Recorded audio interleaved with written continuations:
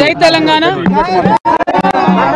భూమి కోసం భుక్తి కోసం విముక్తి కోసం పోరాటం చేసినటువంటి ఆదివాసీ యోధులకు సంబంధించినటువంటి ఇంద్రవెల్లి స్తూపం దగ్గర ఇవాళ ఉండడం నిజంగా నరనరాన కూడా ఒక ఉత్తేజం, నరనరాన కూడా వారు చేసినటువంటి త్యాగాన్ని ఒక పులకరింతలాగా ఉన్నది.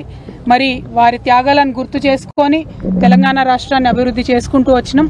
వారు ఏదైతే భూమి కోసం పోరాటం చేసినరో తెలంగాణ రాష్ట్రంలో కేసీఆర్ గారు ఈ మొత్తం యావత్ తెలంగాణ ప్రదేశంలో ఉండేటటువంటి గిరిజన ఆదివాసీ సోదరులందరికీ కూడా మరి భూమి మీద హక్కులు ఉండాలని చెప్పి 4.5 లక్షల ఎకరాలకు భూమి హక్కులు, అడవి హక్కులను 2.5 లక్షల ఎకరాల పైచిలకు ఆదివాసీ గిరిజనుల సోదరులకు ఇవ్వడం జరిగింది.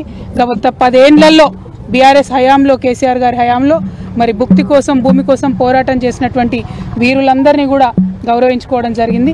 అటువంటి ఇంద్రవెల్లి స్తూపం దగ్గర ఇక్కడ ఉన్నామంటే నరనరాన కూడా మరి వారు చేసినటువంటి త్యాగం, వారు చేసినటువంటి పోరాటం మమ్మల్ని ఇంకా ఉత్తేజం ఇస్తుంది. మాకు ప్రజల పక్షాన, ఆదివాసీల పక్షాన, గిరిజనుల పక్షాన, మహిళల పక్షాన, దళితుల పక్షాన, బహుజనులందరి పక్షాన నిలబడి పోరాటం చేసేటటువంటి ఒక స్ఫూర్తిని బీఆర్ఎస్ ప్రతి సైనికుడు కూడా ఇవాళ ఇంద్రవెల్లి స్తూపం దగ్గర నుంచి తీసుకుంటా ఉన్నామని చాలా సగర్వంగా తెలియజేస్తా ఉన్నాం.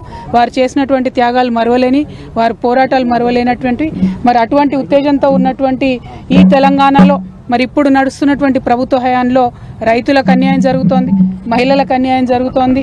ఎవరన్నా గొంతెత్తి రైతుల పక్షాన, మహిళల పక్షాన, బహుజనుల పక్షాన మాట్లాడితే వెంటనే వారి మీద కేసులు పెట్టి ఇబ్బంది పెడుతున్నటువంటి పరిస్థితిని కూడా మనం గమనిస్తూ ఉన్నాం. ఇవాళ మా వర్కింగ్ ప్రెసిడెంట్ గారు గౌరవనీయులు అన్న కేటీఆర్ అన్న గారి మీద కూడా మరి రకరకాల కేసులు పెట్టి ఏసీబీ పేరుతోని, ఇంకో దాని పేరుతోని వారు ఎట్లా కక్షపూరితమైన వ్యవహారం ఈ ప్రభుత్వం చేస్తుందో తెలంగాణ ప్రజలందరూ కూడా గమనిస్తూ ఉన్నారు. మరి మీ ద్వారా, మీడియా మిత్రులందరి ద్వారా ఈ ఇంద్రవెల్లి స్తూపం దగ్గర నుంచి తెలంగాణ బిడ్డలందరూ కూడా తెలియజేస్తూ ఉన్నాం, ఎట్లాంటి కేసులు పెట్టినా బీఆర్ఎస్ వాళ్ళం ఎవరం కూడా భయపడేది లేదు. ఖచ్చితంగా ప్రజల పక్షాన, ప్రజలకు రావాల్సిన హక్కుల కోసం మా వాణిని వినిపిస్తూనే ఉంటాం, మా పోరాటం కొనసాగిస్తూనే ఉంటాం.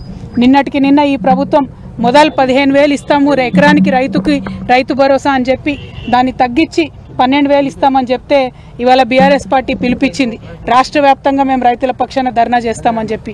మరి బీఆర్ఎస్ పిలుపుతోని భయపడ్డటువంటి ప్రభుత్వం మరి ఇటువంటి కక్షపూరితమైనటువంటి కేసులతో వేధించేటటువంటి కార్యక్రమం పెట్టుకున్నది. ఈ విషయాన్ని ప్రజలందరూ కూడా గమనిస్తూ ఉన్నారు. ప్రజా కోర్టులో ఈ కాంగ్రెస్ ప్రభుత్వానికి శిక్ష తప్పదని కూడా ఇంద్రవెల్లి స్తూపం దగ్గర నుంచి మేము చాలా సగర్వంగా తెలియజేస్తా ఉన్నాం. Thank you. జై తెలంగాణ. జై తెలంగాణ.